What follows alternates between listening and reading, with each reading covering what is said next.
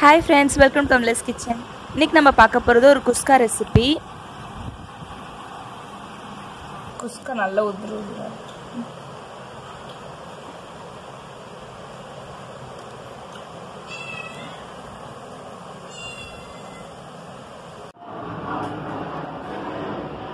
குஸ்காக்கு எல்லாமே ரெடி பண்ணிட்டோம். இதுல வந்து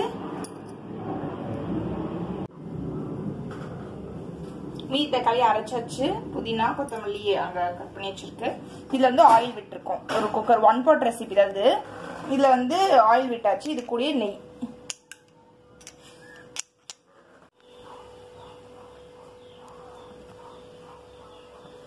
ஒரு ஸ்பூன் நெய்,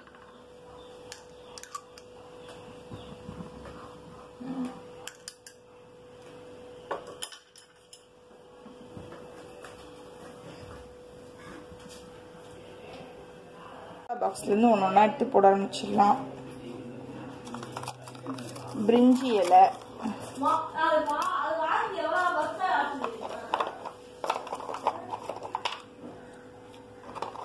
ஒரு குட்டி பீஸ் பட்டை, கல்பாசி, மேஸ்,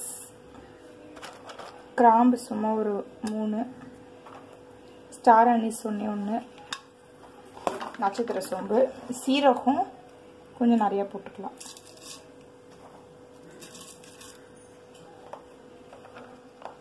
கருப்பு ஏலக்காய் இது ஆப்ஷனல் தான், இது சீக்கிரம் கிடைக்காது. ஒன்று, நார்மல் ஏலக்காய் ஒரு 3, 2 மிளகு, ஷாகி ஜீரா, எல்லாத்துலயும் கொஞ்சம் கொஞ்சம் எடுத்து போட்டேன். வச்சுட்டு நல்லா நம்ம இது பண்ணியாச்சு. இப்போ வெங்காயத்தை போட்டுடலாம். இஞ்சி போட்டு தட்டிட்டு வந்துடுறேன்.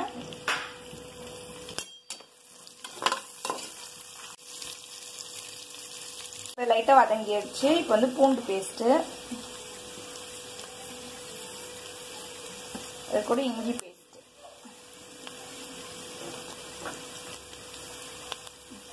கருவேப்பிலை,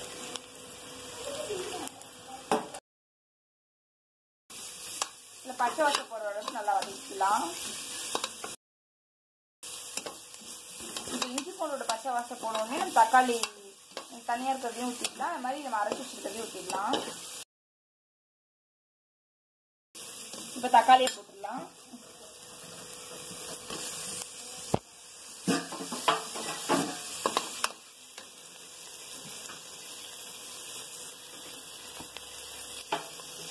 தக்காளி வந்து பேஸ்டா அரைச்சிருக்கோம்.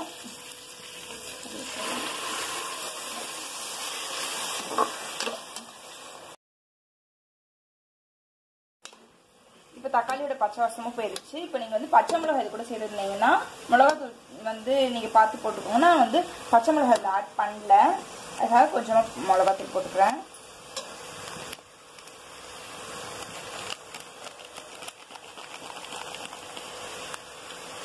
ஒரு 1 டீஸ்பூன் அளவுக்கு போட்டுக்கிறேன். இது காரம் ஜாஸ்தின்றதுனால.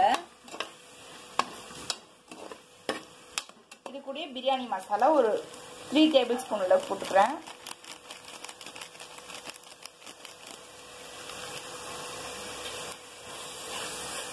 இல்லை கொஞ்சமா மஞ்சள்தூள்,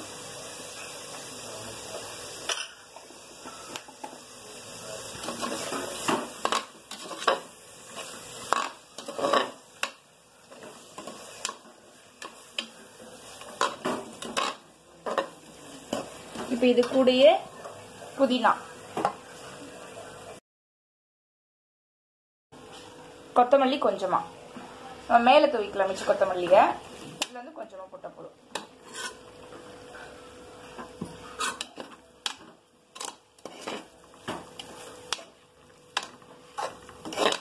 உப்பு போட்டுக்கலாம்.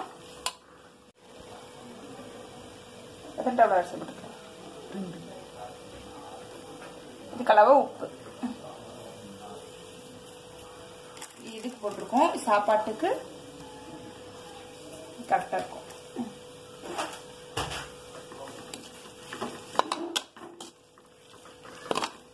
இந்த மசாலா பச்சை வாசம் போற அளவுக்கு மட்டும் வதக்கிட்டு நம்ம அரிசியை போட்டுடலாம். ஓரளவுக்கு மசாலாவோட பச்சை வாசம் போயிருச்சு. இப்போ வந்து தயிர் ஊற்றிடலாம்.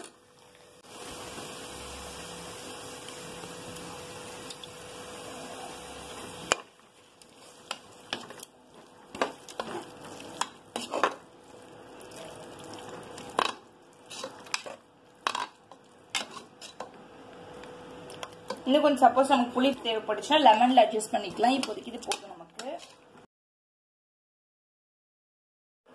இதுல வந்து 2 கப் வந்து பாஸ்மதி ரைஸ் வந்து ஊற வச்சு வச்சிருக்கோம்.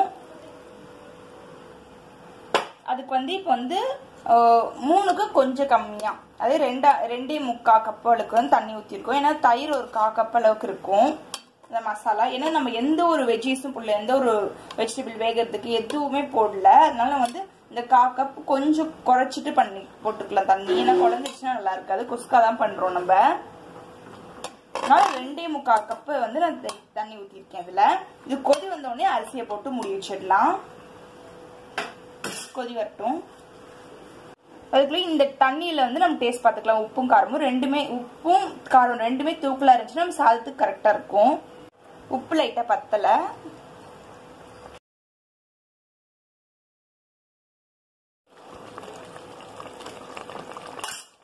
இப்ப நமக்கு நல்லா கொதி வந்துருச்சு. இப்ப அரிசியை வந்து தண்ணி இருத்துட்டு வெறும் அரிசி மட்டும் போட்டுக்கலாம்.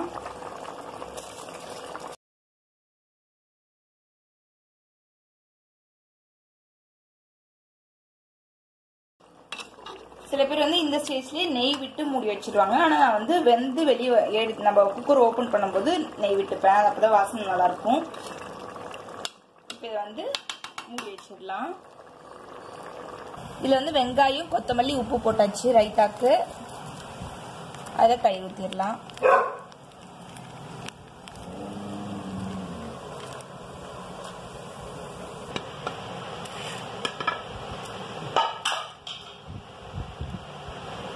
மேலேயே கொஞ்சோண்டு நெய்.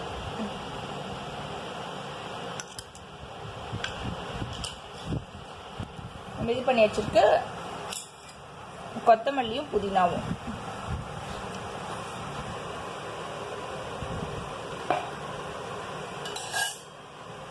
இது பொறுமையா கலந்துடலாம்.